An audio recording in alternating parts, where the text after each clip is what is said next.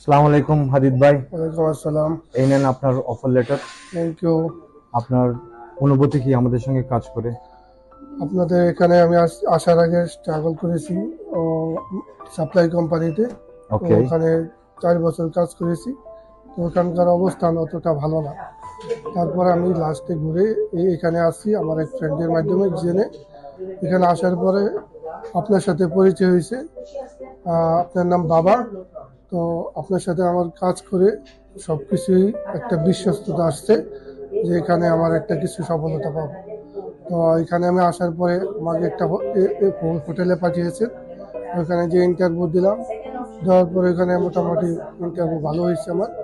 এবং আপনাদের এখান থেকে যাওয়ার পরে ওরা আমাকে অ্যাকসেপ্ট করেছে। এবং আপনাদের নিউ ব্র্যান্ড ম্যানেজমেন্ট এই জায়গাটায় খুবই ভালো বিশ্বস্ত একটা জায়গা।